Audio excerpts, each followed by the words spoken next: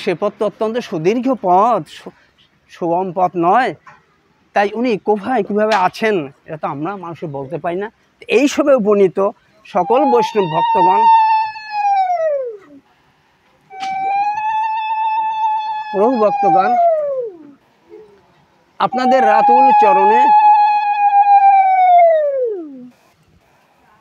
রাতুল চরণে আমি যুক্ত করে ভক্তি ভরে জানাই সচ্ছুদ্ধ চিত্তের অবনত মস্তকের ভক্তি বিনম্র ভুলুণ্ঠিত অনন্ত কোটি দণ্ডবৎ প্রণতি। আমি একটু ব্যস্ততার জন্য দাদা আমাকে নির্দেশ করেছে, বৈষ্ণবের নির্দেশ পালন করা পরম পাথেয়। বৈষ্ণবের নির্দেশ যদি ভঙ্গ করা ভগবান তা ক্ষমা করেন না। তা আপনারা অনেক ইতিহাস জানেন, চাপাল, গোপাল, শিশুপাল, রত্নাকর, কত কিছু আপনাদের সকলে জানা আছে, সেদিকে যাচ্ছে না।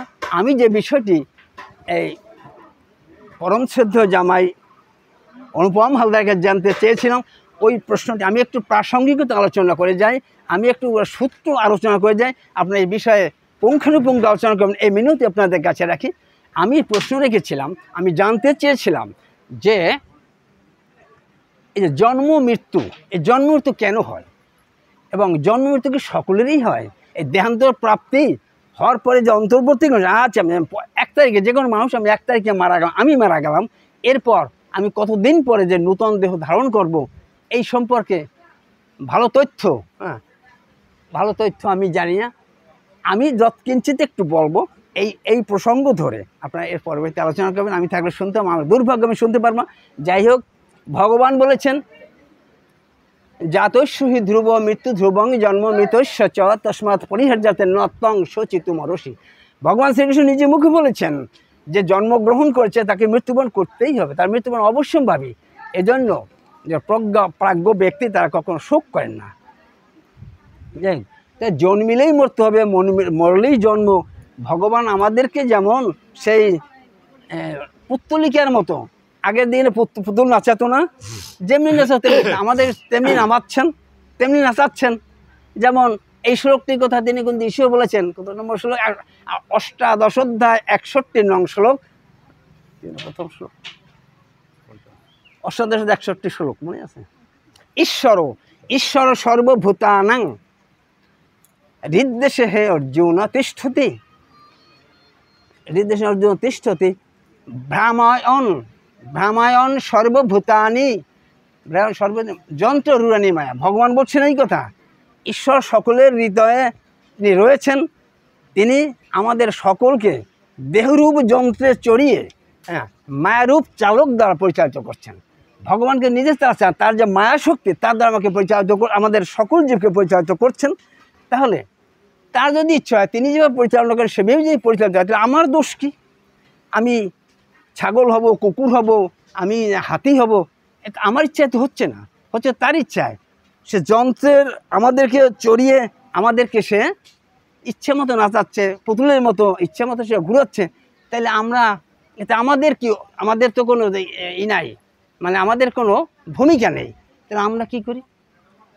আমরা এই আমার স্যার মারা গেছে 22 বছর, না 22-25 বছর আছে, এই যে আমরা এই দিচ্ছি, কেন দিচ্ছি? তিনি কোথায় আছে আমরা কেউ যাই না। তথাপিও না জানলেও আমরা এটা বিশ্বাস করি, আমাদের বেদান্ত দর্শনটা বিশ্বাস করে যে আত্মার মৃত্যু হয় না, আত্মা অজর অমর, আত্মার কোনো মৃত্যু নেই।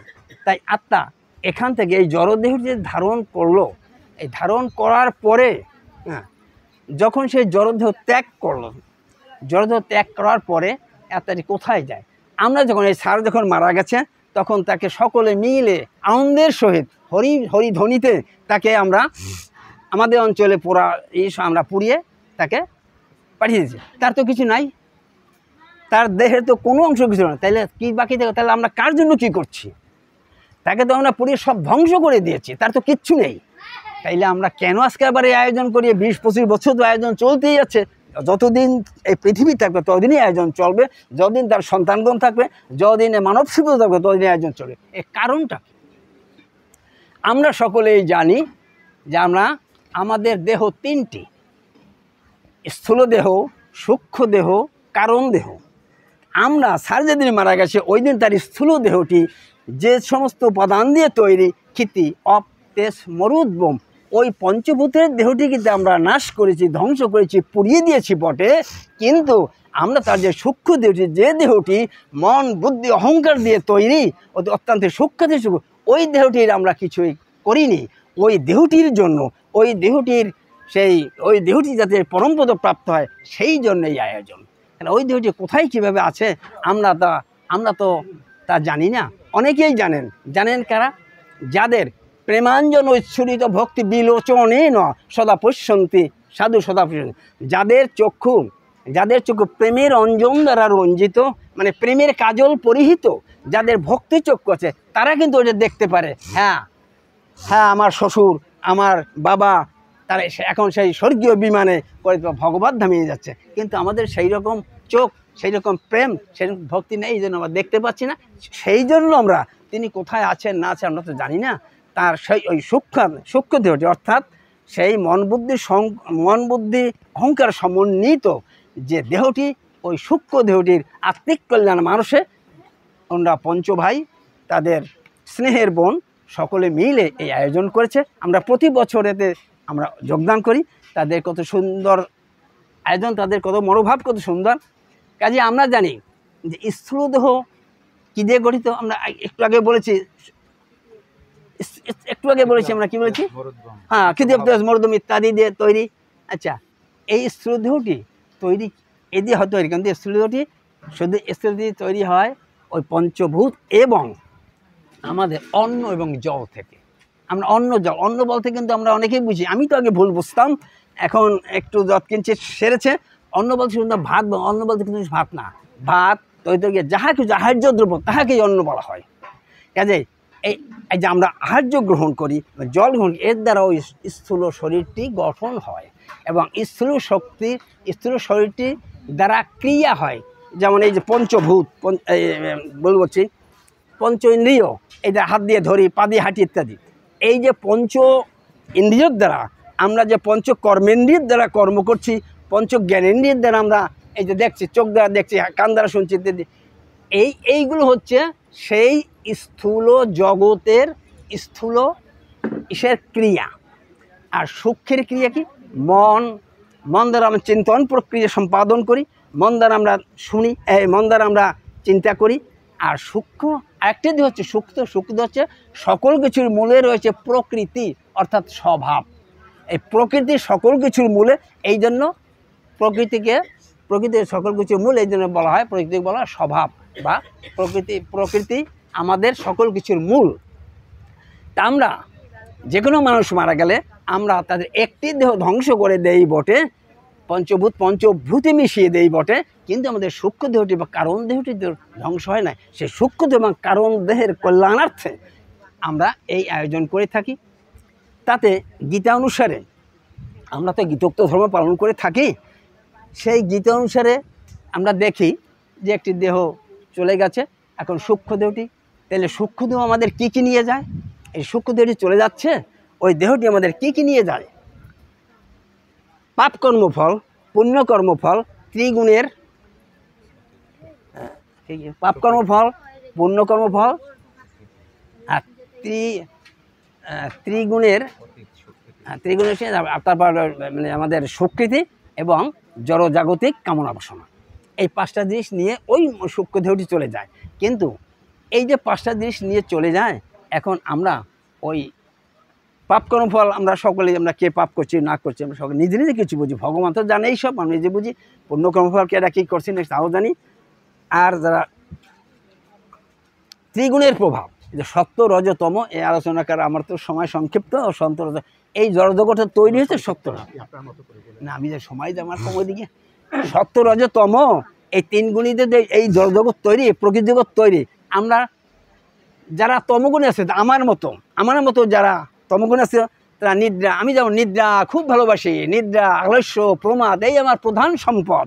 হ্যাঁ, আর যারা রজগুণে দেখবেন যেমন নিরঞ্জন বই স্কুল তৈরি করছে, আমি স্কুলটা করতেই হবে, স্কুলটা করবই, আরও ভালো কাজ করে, স্কুল কলেজ হসপিটাল, যেমন অশ্বিনী কুমার দত্ত বিএম ক্লাস করছে, এরকম কত লোক আছে, তারা রজগুণযুক্ত। আর যারা সাত্বিক গুণের অধিকারী, তারা তারা কিন্তু কবি, সাহিত্যিক, বৈজ্ঞানিক, এরা কিন্তু সাত্ত্বিক গুণের অধিকারী। ওনারা কিন্তু বিভিন্ন সম্পদ, বিভিন্ন কিছু আবিষ্কার করে লিখে দেখা, এগুলো আবিষ্কার করতে মনে আমি একজন ভালো বৈজ্ঞানিক, আমি একজন সুশিক্ষিত লোক, এতেও কিন্তু সত্যগুণ দিয়েই কিন্তু আমরা মুক্ত হতে পারি না। সত্যগুণ দেখাই দেয় যে ওই যে ভগবান, ওই তোমার বাড়ি, তোমার মূল বই, ওখানে যাও।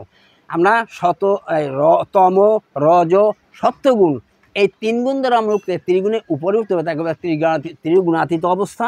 সেই ত্রিগুণাতীত অবস্থা যতদিন পর্যন্ত আমরা না যেতে পারবো, ততক্ষণ পর্যন্ত আমরা মুক্ত হতে পারবো না। আবার সত্যগুণকে 2টি ভাগ করেছে, শুদ্ধ সত্য আর মিশ্র সত্য। এই শুদ্ধ সত্য, মিশ্র সত্য যা, তার ভিতরে রজও মিশ্রিত আছে। আমি বড় হবো, আমি চাকরি পাবো, আমি করবো, অমুক করবো, তমুক করবো ইত্যাদি। এই যে রজমিশ্রিত সত্যের দ্বারা ভগবানের নাগাল পাওয়া যায় না। আর যারা শুদ্ধ সত্য, সেই শুদ্ধ সত্যের দ্বারা অতিশ আমরা কর্মফলের কোনো অধিকারী হব না। এই যারা এই মনোভাব যাদের, তারা আমরা শুদ্ধ সত্য পেরিয়েও সেই আমরা সেই নিস্ত্রৈগুণ্য অবস্থা পেতে পারবো। তাইলে আমরা সেই ভগবানের সাক্ষাৎ পেতে পারবো। কাজেই আমরা এই ত্রিগুণের ভগবানকে যদি পেতে হয়, সেই আমাদের যদি মুক্তি লাভ করতে হয়, তাইলে আমাদেরকে এই ত্রিগুণের অতীত হতে হবে, ত্রিগুণকে জয় করতে হবে। ত্রিগুণকে জয় করলে আমরা, তবে এটা মানুষের পক্ষে সম্ভব, এটা মানুষের পক্ষে সম্ভব। ভগবান এই জন্য আমাদের মনুষ্য জন্ম দিয়েছেন। মনুষ্য জন্ম এই যে কত আপনাদের সকলের যে কত সৌভাগ্যের জন্ম, হ্যাঁ, এর চেয়ে সৌভাগ্যের জন্ম আর নাই। কারণ দেখেন, পশু পাখি সকলেই কিন্তু প্রাণ আছে, তারাও একটা প্রাণী, হ্যাঁ, তাদের কিন্তু ভিতরে কিন্তু মনন শক্তি নেই, তাদের বিবেক শক্তি নেই। তারা কিন্তু পশুজন্ম প্রাণ পাইও তারা সে পূর্ণ সহযোগিতা ভগবানকে লাভ করতে পারে। দেবতারাও কিন্তু মানুষ হওয়ার জন্য কত উদ্গ্রীব, কারণ তাদের শুধু ভোগ দেহ।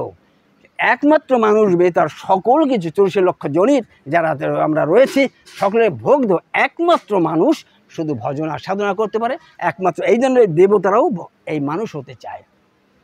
কাজেই আমরা সকলে যাতে সাধন ভজন করে আমরা সকলেই জানি আমরা সেই আত্মা, সেই পরমাত্মার জন্য, পরমাত্মার প্রেম শক্তিতে আকর্ষিত। এই জন্য আমরা সকলে প্রেমকে আকর্ষণ করে আমরা ভগবত ধামে যেতে পারি। যে ভাই হরে কৃষ্ণ কৃষ্ণ কৃষ্ণ হরে হরে, হরে রাম রাম রাম হরে হরে, এই কীর্তন করে হরে, আমি এখন উঠছি এই দিন অতি সংক্ষেপ করলাম।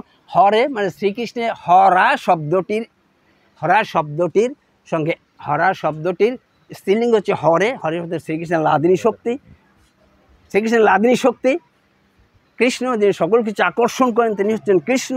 আর রাম হচ্ছে যিনি সকল কিছুতে তিনি আনন্দ দান করেন। কাজে আমরা যদি হরে কৃষ্ণ কৃষ্ণ কৃষ্ণ হরে হরে, হরে রাম রাম রাম হরে হরে, এই নাম অনর্গল সবসময় আমরা কীর্তন করি, তাহলে আমরা নিশ্চয়ই আমরা অন্য কোনো বিদ্যার, অন্য কোনো শিক্ষার কোনো প্রয়োজন নেই, জড়বিদ্যার কোনো প্রয়োজন নেই। তাহলে আমরা নিশ্চয় সকলেই সেই ভগবত ধামে যেতে পারবো। এই ভগবত ধামে যাওয়ার জন্য ভগবান গৌরাঙ্গদেব উপনীত হয়ে আমাদেরকে সহজ পথ করে দিয়েছেন। আমরা যেন এই মানব জীবন আমরা কখনো হেলায় না হারাই। আমি অত্যন্ত ব্যস্ত, আমার মন রয়েছে সেদিকে, আমি অনেক কথা বললাম, আমার অনেক ভুল ত্রুটি হতে পারে, আপনারা দয়া করে ক্ষমা করে দেবেন। ভুল ত্রুটি নিশ্চয়ই হয়েছে, আপনাদের ক্ষমা করে। হরে কৃষ্ণ। হে পরমেশ্বর, আপনার স্মরণকাল দিয়ে যাবেন।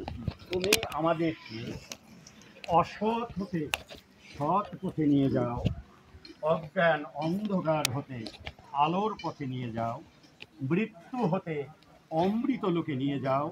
হে সপ্রকাশ ব্রহ্ম, তুমি আমাদের নিকট উদ্ভাসিত হও। ওম শান্তি শান্তি শান্তি। পরম শ্রদ্ধেয় শ্রী অজিত জয়ধর মহোদয়কে আমাদের সকলের পক্ষ থেকে কৃতজ্ঞতা জানাচ্ছি।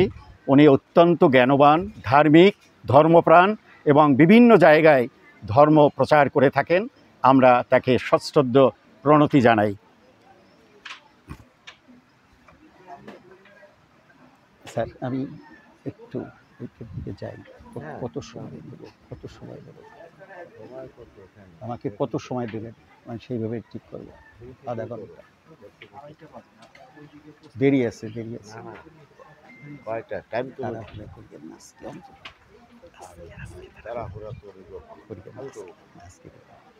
হ্যাঁ,